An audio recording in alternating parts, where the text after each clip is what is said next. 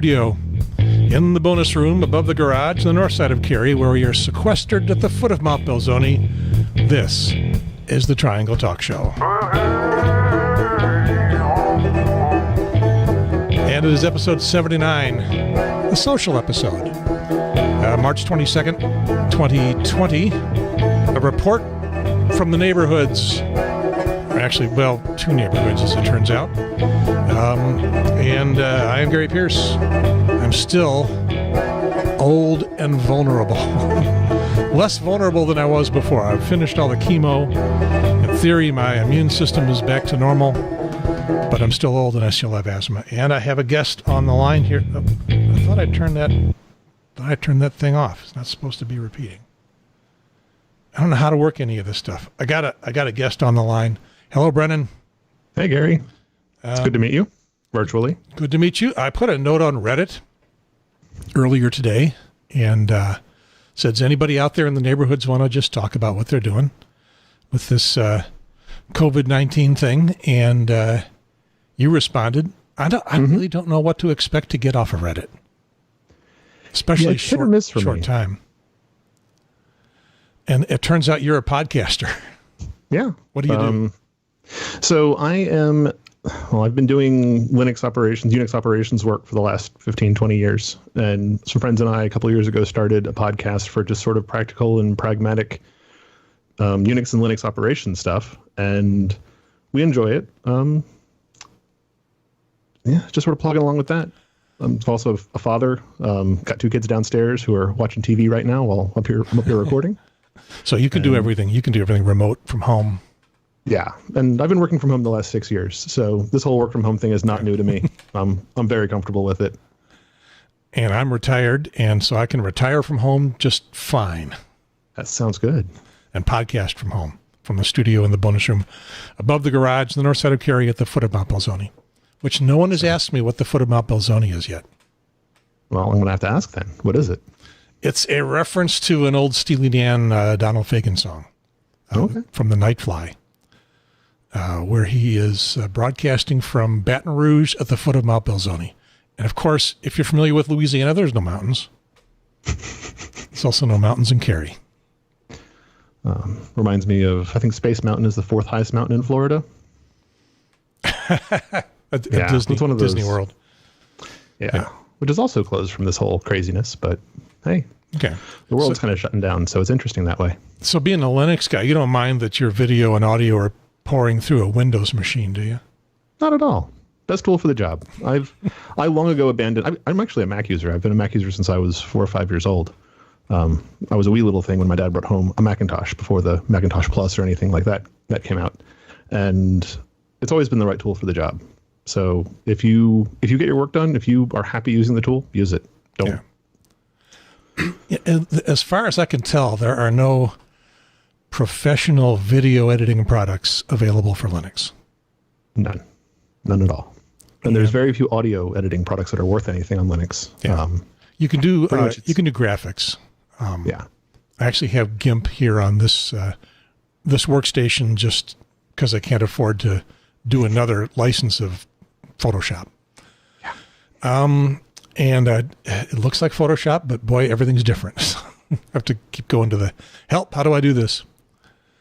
Yeah, I dabbled in photography for a long time. So I have a licensed copy of Lightroom. My copy of Photoshop was Creative Cloud and it expired a couple of years ago, and I didn't re-up it because I didn't want to give Adobe my credit card information again. They exposed my credit card information with like 15,000 of my closest friends a couple of years ago when they had one of their breaches, and I just sort of gave up on the subscription model there. But nice of them. It works. Yeah, it was fun.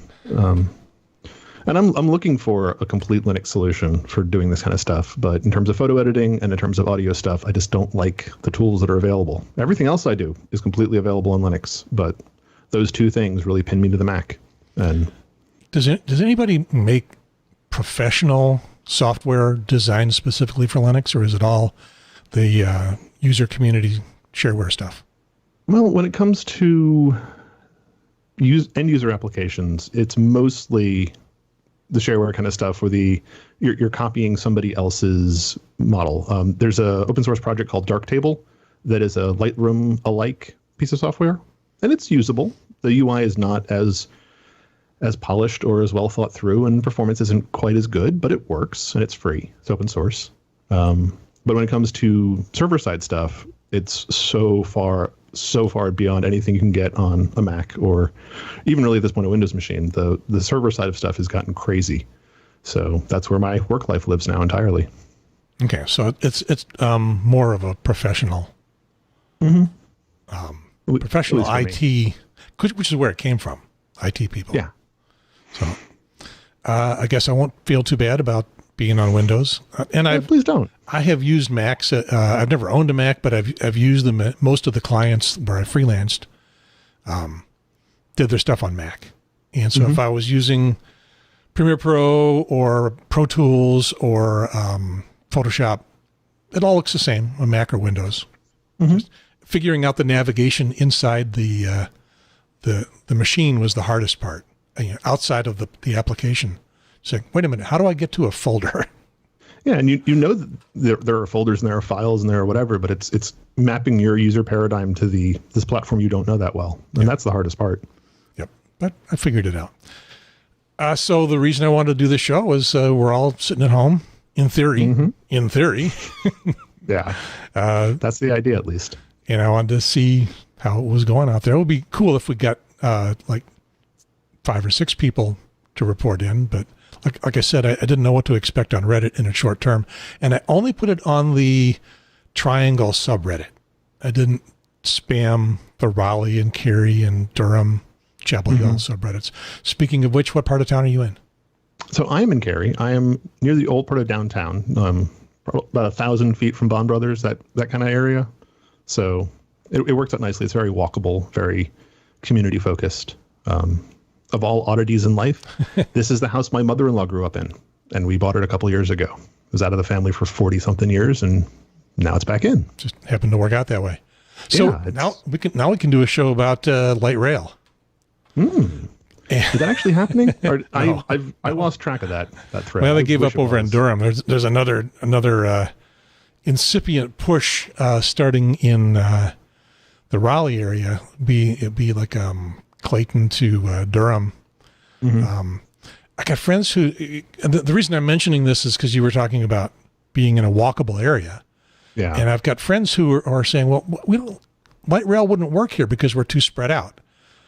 And I say back to them, we will be spread out until there's light rail, and then light rail will generate concentrations of population, denser population, around the availability of the transportation. But it's not even a chicken and an egg. It's got to be transportation first, population density second. Well, for the last people 10, don't around 11 here years, people around here don't get that. Yeah, the last 10 or 11 years, I have been either working from home or commuting on bike and bus to work. I don't drive a car to work. I don't feel the need to pay a car payment and have it sit in my driveway and then work's driveway for, hours and hours of the day and pay insurance and all that mess on it. So, it's healthier to ride a bike to the bus stop, get on Triangle Transit, take that to wherever I'm going, and then ride again to the office. And it's worked out very well for me for years and years and years. So you're one of those guys that has the bike sitting on the front of the bus. Oh, yeah. Yeah. And it means that when there's traffic, I'm not driving the bus and it doesn't cause me stress because I'm just reading a book or I'm watching TV. It's great. But you pretty much have to go where the bus routes are going to take you. Yes. And I am guessing without a transfer. Otherwise, you're going to wait forever. Well, if you're transferring through the regional transit center and you're riding one of the higher volume routes, it's not that bad. They try to time it together. So you're only every 30 minutes in the morning and the evening commutes, buses run. So as long as you're willing to have a little bit of inconvenience on time that way, it works out pretty well. But yeah, if you live 10 miles from a bus stop, you're not going to do this. It's not going to work. Yeah. I was pretty lucky, both living in Chapel Hill, living here, and living in Raleigh, that I was able to use the transit a lot. So. Yeah, and did you say you don't have a car? No, we have 2 cars now, but for of the last 11 years, for 8 of them, we were a 1-car family. And my wife had the car and she would do the stuff with the kids and do all the stuff during the day. She was a stay-at-home mom for a big chunk of it. Now she's a student. And I would go to work, and I thought it was silly to keep a car at work and have to either get a second car or pay an extra. It just didn't make sense. So how long did you have to plan for your commute? When I was living in Chapel Hill and working at NC State, it was 45 minutes or so, and it was a 30-minute drive. So it was an extra 15 minutes by riding the bus, but it also meant that I didn't have to deal with traffic or weather, so that was nice. When I was working in Perimeter Park and living in Chapel Hill, that was more like an hour and 15. That one hurt a little bit. And then the carry to Perimeter Park was pretty short. It was 25 minutes maybe. Yeah. So I've never tried commuting here, but I grew up and lived in Chicago for a couple decades. And in that time, about half of the time I would take public transportation, either the Chicago and Northwestern, which was kind of like an Amtrak type train, or the Chicago subway and L, which is not quite so luxurious. Yes. And once again, living someplace, they had spread out enough that no one lived very far from some of the public transportation. So it was convenient if you're going downtown. If you're trying to get cross town, tougher. Then you're talking buses and connections, and it would take longer. So I never tried to do that. But I lived in the suburbs, worked downtown, or lived in a Chicago neighborhood and then worked downtown. I went to school downtown, and it worked pretty well. My friend also said, "Well, what if I don't want to live in dense population?" You don't have to. Yeah. I think that the population density is a really nice thing because my entire life was walkable. Well, before everything got shut down, I can walk to the kids' school. I can walk to the post office. I can walk to the bank. I can walk to a couple of restaurants and bars. I can walk to all of these things. Safe neighborhoods, safe streets. People aren't driving all that fast in downtown Cary. The only thing I really can't walk to is a reasonable grocery store, just because I have to cross larger roads that make it feel a little bit. But I'm a huge proponent of living in moderate to heavy density. It's a better way to kind of structure my life. At least it works for me. So would you consider moving to downtown Raleigh or downtown Durham, or is that getting too expensive? If the prices were better, I would do it. I lived in Sharjah outside of Dubai for a bunch of years working for a university before we moved back to the country. And I love the big city life. I love having access to culture and food and entertainment and all kinds of things like that. But the prices are just insane these days. So it kind of keeps me out. But it is getting walkable, urban, very urbanable downtown Raleigh. I don't get down there very much. A few things have brought me down there the past few months, and it's been a long time since I spent much time there. And looking at all the new condos and apartment buildings that they have put up there, it's becoming a city. Yeah, I love the art scene and the food scene in both downtown Raleigh and downtown Durham. They're really good. A lot of good things to see, a lot of good things to do. It's both for kids and for more of my adult friends to kind of hang out and see live music and whatnot. And then the food scenes are just amazing. So I'm really enjoying that. I'm enjoying all those things. And if I could afford a place in the downtown that had a small backyard or something, I would definitely jump on it. Yeah. But you can get to downtown Raleigh pretty easy, and if you're willing to meet Amtrak's schedule, you got a commuter train. It only runs 4 times a day, but you got a commuter train, and it's only a few bucks for that short a trip. Yeah, I haven't ridden Amtrak in a number of years, but my mother-in-law takes it. She does not enjoy flying, so she takes it to Chicago and other places fairly frequently, a couple times a year. And my wife has taken it up to visit some friends in the D.C. area because she didn't want to deal with parking in the D.C. area, which I thought made perfect sense. And if your schedule matches, it works really well. So, yeah, my wife takes it to Charlotte. Her in-laws, her parents, my in-laws, live in the Charlotte area, and they're elderly and need her assistance fairly frequently. And she used to drive. 3-hour drive and be wrung out at the end of it with traffic on either I-85 or more typically for us going across 64 and Little 49. But still, you're tired after 3 hours of driving. And she decided to take the train one time. It's not convenient at the Charlotte end because the station is not next to any other public transportation. But when she started doing that routinely, Uber had existed for a while. And so she just calls an Uber and, it adds $20 to the trip. But it's an easy way to get to the south side of Charlotte where she needs to get. They have light rail, and the light rail doesn't go to the train station. Of course not, because that would be too easy. Way too easy. The last time I was at the Amtrak station in Raleigh, it didn't seem that anything else was there. It was just the Amtrak station. And it's like, really, guys? Like, nothing?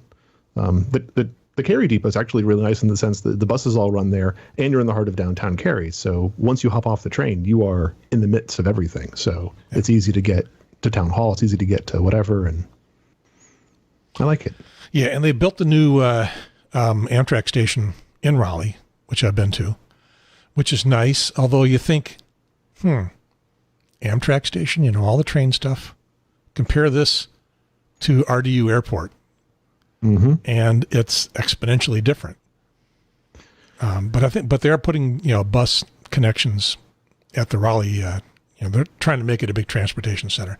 And Durham. I haven't been there in a couple of years. Yeah, so. Durham built a new station a few years ago, and it was also made a transportation center with bus connections right where it meets the train. Yeah, and that makes a lot of sense in terms of being able to change transit there and not have to depend on ground transportation in terms of a car or a friend or Uber or something. So that does work out very well. Yep. So it's only 2020. Yeah. I haven't been thinking about this for very long. We're just a few years past horse and buggy. Where are my flying cars? I mean, I was promised flying cars. Yeah, me too. And a spaceship to Jupiter? I mean, come on, people, really. we should be looking at that now. So what are you doing to survive in this COVID-19? Well, my work isn't all that changed because I've been working from home for a couple of years. But our biggest shift is we were going to the grocery store every couple of days to get milk and other things just to keep fresh stock of greens and everything like that. And we have really pulled in. My mother-in-law lives with us, and she's awesome. And being older, she's in one of the higher risk tiers. So we decided a week ago Thursday that we weren't going out anymore. And we hunkered down and we started placing orders online for stuff. And as much as we can funnel through delivery service, we're doing it that way to keep contact down. And there's expense to that, and I'm not thrilled about it, but we're also not going out to eat. We're not going out to movies, so it cuts down on other costs, and that kind of balances. We're being a lot freer with the kids watching TV. We're being a lot freer with the iPads. We're being a lot freer with all those kinds of things, especially with the kids at a school and my wife at a school. In theory, my wife goes back to school this coming week, and that's going to be a huge shift for us. She's at UNC, and it's all online now, and that's in a way that's going to be great. But it also means we need to find space in the house so she can study and she can get assignments done and she can meet with the class and the professors on video chat without the kids climbing all over her. I see a table behind you. It looks good. Yeah, well, my little office here is where I work from, and I'm not getting any time off work, and there's enough space in here for one chair. So okay, it unfortunately would not work out well in terms of that, and I'm on calls all the time. So she gets a closet. Yeah. Well, I mean, my little office, the attic of the house was converted into an apartment in the early 70s. And when we bought it, the terms of the loan said we couldn't have an upstairs tenant. And so we just took it over and I turned it into my office. And I have the other half of it is storage. So, I mean, we could clear that out and try to bring up some tables or something. But yeah, that's our big shift. And it's also just dealing with the boredom. It's dealing with we're the same 5 people in the house all the time. So you were desperate for doing a podcast with somebody you don't know. Well, yeah. But we also been talking for about 6 months now about getting another dog. We have an 11-year-old chocolate lab who is very sweet, but she's starting to slow down a little bit. And we wanted to bring some younger energy into the house. So last Saturday, the last trip, we broke our own quarantine to go out and pick up a puppy. So we have a 9-week-old mix, a lab mix, and she's really sweet, and we're all learning how to raise a puppy, and we're all going through those whole processes. I mean, I've done it before, but it's been years and years, and the kids are excited to be hands-on. So it's given us a bit of a diversion that we've been planning on doing, but it turned out to be a really opportune time for it. So now, do you do it rescue or the retail? Peak Lab Rescue. So we're a cat house, so I know all the cat stuff. I don't know the dog rescue market around here. Mm-hmm. I want to say, I take it there is one. Dog rescue. I want to say it's a couple $100 in terms of, vet work and adoption fees and whatever else.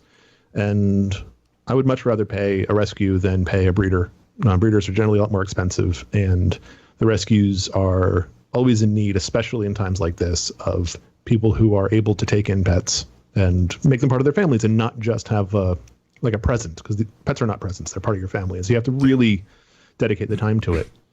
But we realized we had an opportunity for, hey, everything's going to go on lockdown, so we may as well, we've been thinking about this for months and agonizing over the when, and is this a good time? Well, actually, this is a great time. So we're doing it. So we done a transportation show. We've done a pet show. Excellent. This is quite the variety show. Yeah. You had mentioned that you are doing delivery. Is that mostly food or just anything that you need to get from any place? It's mostly food. I mean, there's a little bit of the Amazon that trickles in here and there for like a pet bed or whatever. But we take heavy advantage. Harris Teeter's Express Lane. So you can go on the website and place an order, and then you pull up, and you've already paid for it, and you hit the button on the minivan, and the back door opens up, and they can just load groceries in, and you can sign for it. So the human contact is limited to 10 or 15 seconds. And you drive off, and you've got sort of what they have of the things you needed. So we have 4 different kinds of milk, and and no toilet paper yet. Oh, no, of course not. And never quite what you're looking for, but I mean, hey, it's food. We're going to eat. We can't be too picky at this point. Yeah. Now, are you concerned about actually walking in the store and being just too close to other people? So with the lack of testing, the lack of test kits and everything else, and the posture that the U.S. has had in general over it, we are apprehensive about the undetected community spread. So kind of we had talked about having a 2-week kind of like really strict quarantine for ourselves. So the undetected cases could surface, and we could see how bad things really were, and then hopefully testing would start getting a little more widespread and kind of rolling out better that way. And we're 10 days in, 9 days in, whatever it is now. And I'm getting to the point that if, like, friends of mine who have also been quarantining, if they're not ill, I'm starting to think about, okay, do we start having like very isolated dinner dates with people, like invite them over to the house and make spaghetti or something, and just sort of have a little more social contact. But we haven't really thought that all the way through yet. Yeah, I think we're in the same place. It's like we know people that in the same boat as we are, and who they have seen that they may have been exposed to, or who we have seen it, even though it's been very limited. Even in the previous week, when no one was being particularly limited, any of us could have picked up something from someplace, a doorknob or handrail or something. And so, I would got to wait a couple weeks to see if any of that surfaces. And in fact, one of our common friends was doing some work on a train set with someone who had been to a train show where someone had shown up who was actively had the virus and knew it and showed up anyway. That's really frustrating. And so we're like 3 generations away and thinking, well, probably nothing's going to happen, but it's 7 to 10 days or whatever for incubation, so you don't really know for a while. And I mean, we weren't doing handshakes or I gave up handshaking 12 years ago, so that helps a little bit. Yeah. Although my wife would then say, I'm glad to shake your hand if we meet somebody. My husband's an idiot, but I'm glad to do it. And now we don't look so weird. Yeah. It's also interesting how many of my friends, both close friends and not so close friends, I'm discovering have anxiety issues. A lot of people, it's one of the things that people have and don't talk about very much. My wife was diagnosed with some anxiety disorders a couple of years ago. And so we've been working on that. But a lot of my other friends have it. And the social isolation is really messing with them. Because when you're trapped in your house, either just by yourself or just with one other person, and you're reading the news and you're consuming all this stuff and all of the not, it's not fear mongering, but all of the kind of the alarmist headlines and things get people really out of shape. And so I'm trying to limit my media consumption to, like, in terms of news, to 15, 20 minutes a day, twice a day. Just keep it, stay informed, but don't go down that rabbit hole, because that rabbit hole is really deep and it can be kind of scary for people. So and what is there to get from the news that increases your knowledge from one day to another? You can see the level of testing that is ramped up and the number of people and the small extra number of people that have passed away because of the virus, and maybe what other areas have gone more restrictive in terms of quarantining, things like that. And that's about it. Yeah. There's about 5 minutes worth of information there. Yeah, I'm mostly on the lookout for the helpful side of things, like the people who are doing tests with chloroquine and stuff to see if that actually is going to be helpful. And there's a couple of other medical things that are going on in terms of the antibodies and the vaccines. And so kind of trying to keep track of the good side of the news. But once I get past that, I shut it down, because it doesn't help to read about all the awful things that are happening. I came across an interesting story, just kind of tacked on the side of something that I was scrolling through in Google, and that is that copper turns out to be a really good antibacterial and antiviral. The stuff can't live on a copper surface for more than a few minutes. And we used to have lots of copper knobs and faucets and doorknobs and things, and we don't anymore because it was a little more expensive and people didn't like what it looked like. But a copper doorknob wouldn't keep the virus going for more than a few minutes. Moscow mules for everyone, I guess. Yeah. And it doesn't have to look like, as this article pointed out, it doesn't have to look like an old trumpet anymore. You can make an alloy that is still mostly copper, but still has a stainless steel finish. And it doesn't need to be polished or burnished or anything frequently. It can just be there. And it retains most of the antimicrobial action. So that's helpful. So you're looking for a stock, buy copper. Yeah, we got lucky that we picked up, I want to say, a 6-pack of those Lysol wipes, the big chunky packs of them, a couple weeks ago for unrelated things. And it's like, oh, well, we happen to have them, so we can hit the doorknobs and we can hit the handle pulls and everything else relatively frequently, especially in the beginning. We were worried about, what did we recently come in contact with? And we sent some to the school before schools got stopped, because the schools put out a request saying, hey, we could really use some more right now. And we're like, yeah, we're happy to send those in. And we still have enough that we're not hoarding them. I think we have four of the cylinders left at this point. But that should run us a couple of months easy with the rate we're running through them. I'm wondering how long it can be before the store just has enough, and every hoarder already has enough. Are the hoarders continuing to hoard when toilet paper hits the shelves? Do they buy another 24 pack, even though they've already got 500 of them at home? I haven't been in a grocery store in almost 2 weeks, or whatever. I'm starting to lose my mind when it comes to that. But I think it's been about a week. So I can't imagine. I really can't imagine why people have chosen to hoard toilet paper. Like, that one doesn't make sense to me. I can see the antibacterial soap and disinfectant and spray wipes and whatever, but just one moment. Sorry, I didn't want to cough in your ear. Oh, no problem. I also saw an interesting story about the chemistry of how soap works. These things are popping up because you never think about them before, but because you mentioned antibacterial soap, and it doesn't need to be antibacterial. I guess I've known or read for a long time, you don't want to do antibacterial soap because that puts the chemical, whatever it is that's antibacterial about the soap, into the general ecosystem. Water supply, and Yeah, and that just helps more bacteria become resistant to whatever the antibacterial mechanism is. Ordinary soap just kind of washes it off of you, but it does a really good job of getting stuff out of a system, off of whatever it is you're using it on. Yeah, we generally haven't been buying antibacterial soap for years for exactly those reasons. It's gentler to the environment. It's gentler to your skin. You don't really need to have it in your house. We're not germaphobes in that sense. But this was one of those times. I was like, oh, well, maybe I probably should pick up some higher powered stuff just to have on hand. And there's none to be had. But interestingly, the Blue Dawn hand pump for doing like dishes, there was a bunch of that in store still. And so last time I was at Target 2 weeks ago, I got two of the little Dawn hand pump things, and it dries your skin out like you wouldn't believe.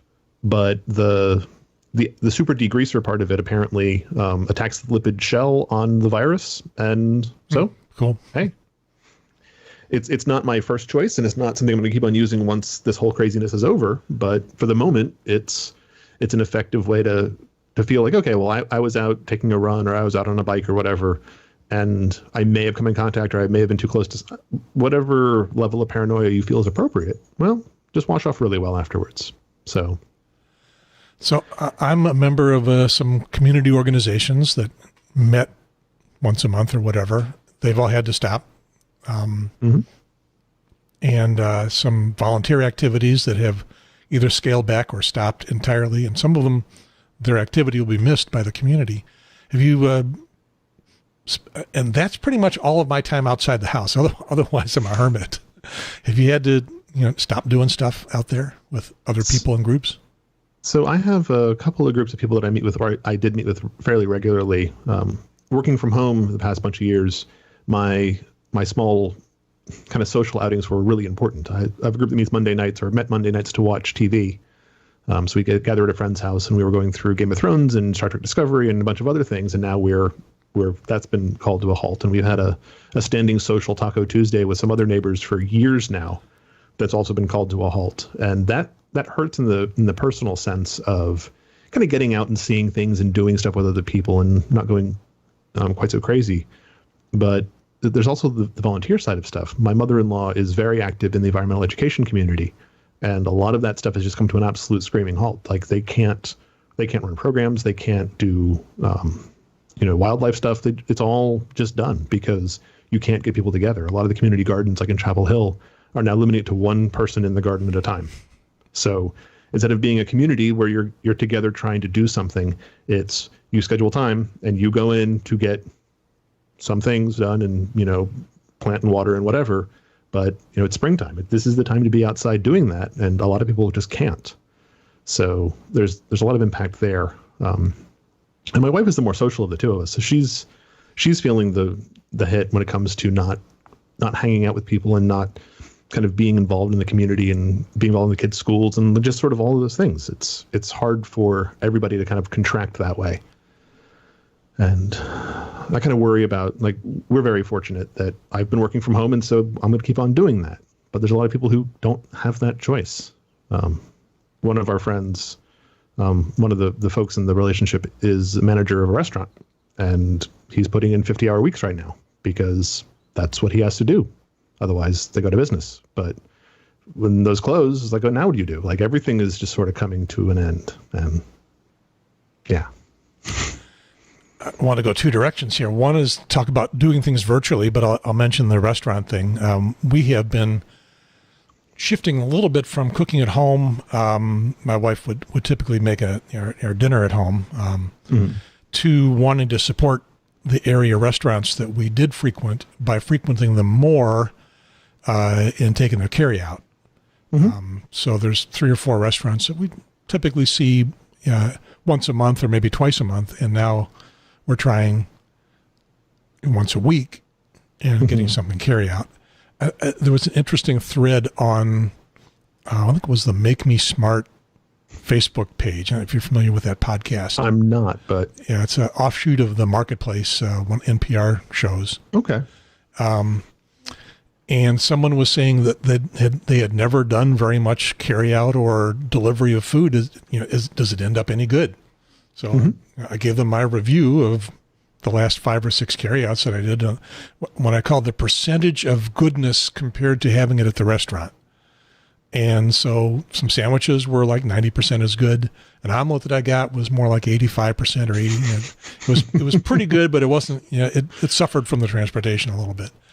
Pizzas are always, like 95 to 100% as good. And the second day they're better. Yeah. Cold pizza is a super delicacy actually, but. Yep. And, salad with salmon on it from Bonefish, was, pretty close. So, and all those are, we picked them up. We didn't have them delivered. I haven't done the delivery very much.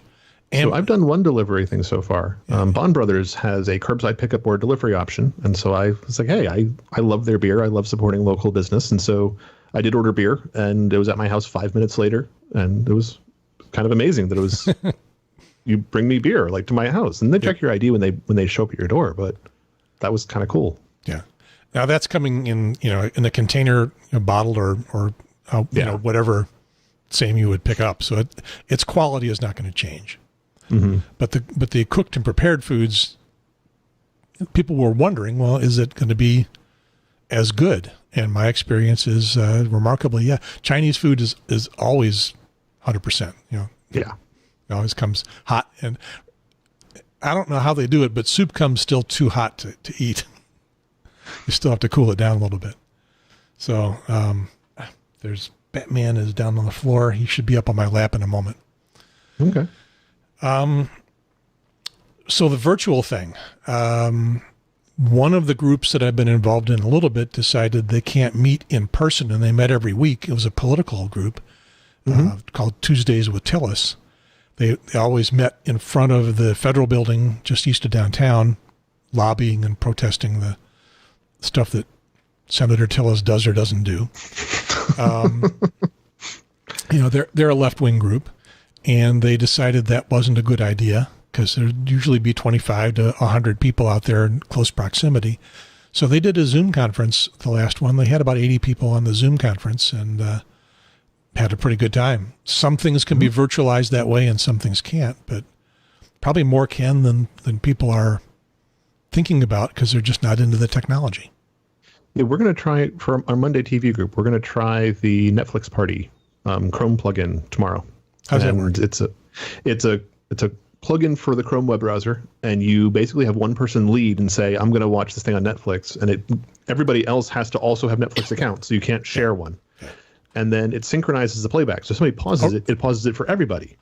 Cool. And so this way you can watch a show at the same time and have like a live discussion. And when somebody needs to pause to use the restroom or to get another beer or whatever it is, everything just sort of pauses. And this way you're all kind of together watching it, even though you're in different houses in different states and different time zones or whatever. So we're going to give it a go tomorrow night and see how it happens. What connection does it give you in terms of audio and video between you and other people? I don't know yet. I saw it on the news end of last week, and I said, "Hey, we should try this." And they said, "Yeah," but we haven't actually looked into the logistics of it. So it might be text, it might be nothing, it might be actual video on your phone or something. And if it doesn't handle that, I'll set up a Zoom call or something. I have access to that via work, so I can set up a Zoom bridge that they can dial into, or they can call into with their laptops or whatever. And so we'll figure it out. But not having that social connection really does hurt. So it's important to maximize that as much as we can, especially this is going to be going on for a couple of months, it looks like. So don't let yourself get isolated and cabin fevery. Yeah. Zoom seems to have the buzz these days. It is somewhat limited. You can get up to 100 people together on Zoom for 40 minutes for free. $15 a month if you want to go more or less unlimited, 24 hours or something. Yeah. Skype has been free for a long time. Doesn't work quite as well, but that's what we're on now, and seems to be working pretty well. I've seen Skype go through generations of quality, and it's gotten lots better. I think it's suffering from its old reputation of being not very good. Yeah, it used to be terrible, and then it got a little better, then it got a little worse, and now it's reasonable again. Google Hangouts, I really prefer if you have less than 5 people. But once you get a large group, Hangout starts to fall apart pretty fast for me. Here's Batman.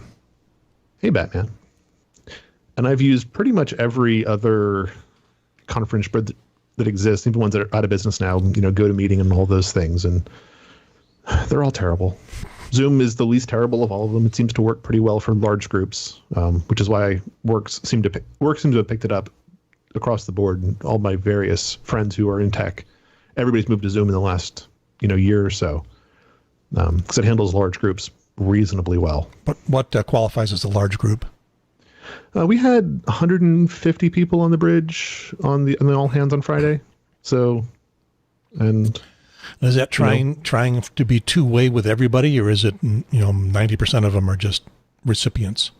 Well, we had set that one had been set up as a broadcast because the CEO was kind of giving us an update on the company and things that were going on. So it was very much we're letting one person dominate the conversation. But I've been on ones that have 50, 60, 70 people where anybody's able to just unmute and start talking. And microphone etiquette becomes really important at that point. If you're not talking. Mute. Yeah. Last company. You're not familiar with the Triangle Talk Show. The last episode was my wife and I talking about conference tips. It's labeled webcam tips, so it's really conferencing tips. And she does a lot of them for the company she works at out in RTP. And mute was the number one thing. Yes, mute and a decent headset are the two things that everybody really needs. Yeah. My last company, I changed jobs in January, so interesting timing on that. The last company I worked for was entirely distributed. So one of the owners lived in Canada, one of the owners lived in New Mexico. My boss is in Reno, Nevada. Like, we were all over the place. And their absolute number one priority was everybody has to be on a headset. If you're not talking, you're muted, always. And none of this, you're using the laptop microphone, none of that stuff. You're on a headset, always. Because the audio quality was so important to have, 45, 50 people able to converse clearly and effectively remotely. So I've been living this lifestyle for quite a while now. And it turned into the podcast rig and all the other silliness that it's turned into. Yeah. I'm enjoying watching the news, especially the cable, but even now the network news, because the only way they can get to some of the people is to do a Skype or a Zoom or something, and from whatever those people have available, and it's going to be the up your nose shot from the laptop sitting on the desk and the hollow sound from the laptop microphone sitting 4 feet away from them. Yeah, and the worst combination of all this, of course, is when somebody's on their laptop and they're talking into the laptop's microphone and they're typing. Because the keys are closer to the microphone than their face is, so you get the keys really, really loud, and that's anyway. I could go on for hours. And they're using the laptop speaker. Now, these systems do a really good job of echo prevention, but they're not perfect. And you get a little they've gotten a lot better over the last 5 years or so, but yeah, it's still.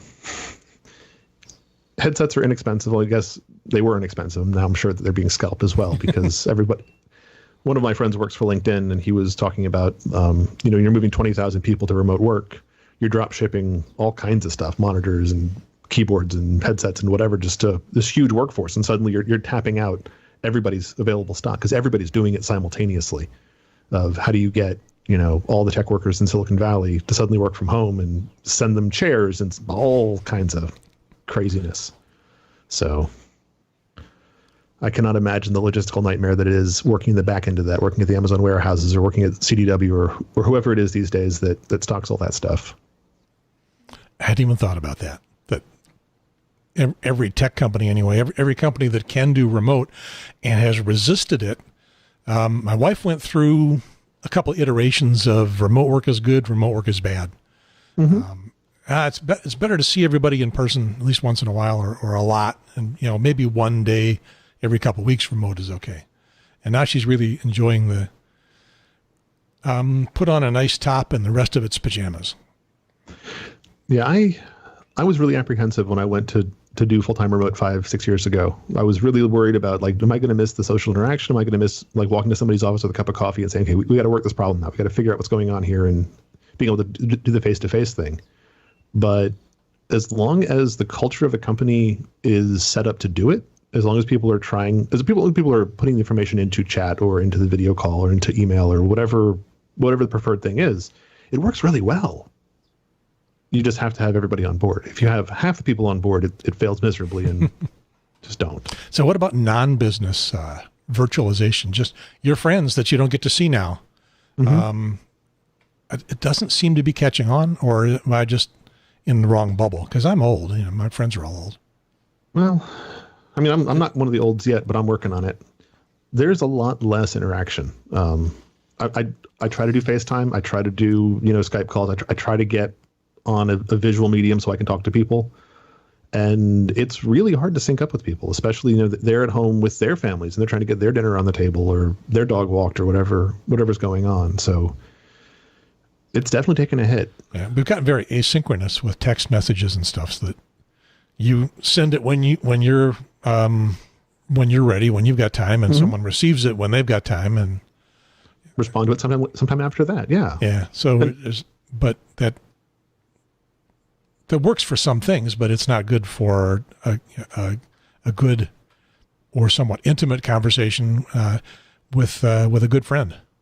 Yeah, it's putting a lot of strain on a lot of people, and it's hard. So we all have to kind of up our game in terms of being social and putting the energy into it. I don't like thinking about friendships as work, but it's not work in the sense that you have to put effort. Time and attention. Yeah. Effort. No. And if you don't do it, it's going to fall apart. And especially now with all of this distancing stuff, you really have to do it. Because if you don't, these friendships are going to kind of distance and waver, and that's not good for anybody. So are you even thinking about how long this might last? I'm trying not to. And how bad things could get economically. Things are going to get really, really ugly in terms of the human cost, the healthcare side cost, the economic cost. It's going to get really nasty. And I mean, it'll be bad in this country. I'm terrified of what's going to happen to places like India that don't have as modern a healthcare infrastructure, have a lot more people living at a lot higher density, have not been doing a lot of testing. There's going to be years of discussion about the impact of this, and none of it's going to be fun or good or pleasant. And that really scares me deep down to my core. I'm thinking that if we get a handle on the social distancing, if we get a handle on that and let and give the scientists the room to work on vaccines or whatever steps to mitigate, we might be out of the social distancing September, October, maybe. I'm hoping. That's a long time. Yeah, it really is. It's not going to be quick. I would say the absolute fastest is 2 months from now. Absolute fastest. Yeah. And how can businesses and especially the service industry that needs people to be in places to interact? I mean, the restaurants I'm seeing where you might have 30 people inside go by for a carryout, and you're the only one, or maybe somebody else comes up behind you. That's like way less business. Yeah, and so a lot of things are not going to survive to the other end. Yeah, and for restaurants, you don't need wait staff, and you don't need busboys, and you need half the cooking staff you'd usually need. And so suddenly you're going to be laying off half to 2/3 of your staff because there's not the income to support them. Yep. And it's going to be ugly. All of this is going to be really, really disastrous. And I'm not an economist. I don't know how long it's going to take to recover, but we're going to see a lot of small businesses, I think, fail, unfortunately. And the stimulus things that I'm hearing about from federal government will be nice, but there'll be a small part of what's needed, and where do they get the money? They borrow it from us or China. Yeah. So I wasn't here during the 2008 stimulus stuff. I was still overseas, and so I didn't get those checks in the mail that some people got.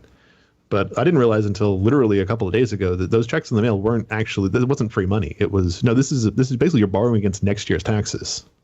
Oh, well, It's not free money. Okay, well, that's a little different as well.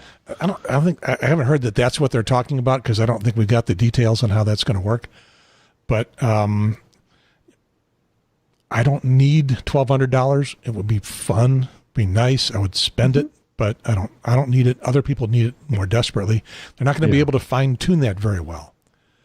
Yeah, I would prefer them to expand like the unemployment benefits or insurance or whatever. I think that would be a better yardstick, because it's the folks who've been laid off from the restaurant who suddenly don't have a job, and how do they pay rent? How do they pay utilities? How do they buy food? Yeah. I have a job that I can work from home. That's really awesome for me. That's a lot of privilege. I'd love to see that money go to people who need it rather than me, who doesn't need it in the same way. Yeah. And when the federal government borrows it, it just expands the deficit, which is already remarkably high. Yeah. So again, there's no good answers to these things. So yeah, and I promised when I put this on Reddit, you didn't have to have all the answers. Well, that's good, because I definitely don't. Because we don't. But I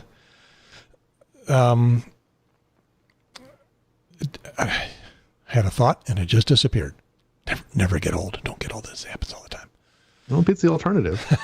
Oh, well, yeah. All right. Well, I want to thank you for popping up there on Reddit. Were you surprised to see my request? Yeah, but I was happy to join in.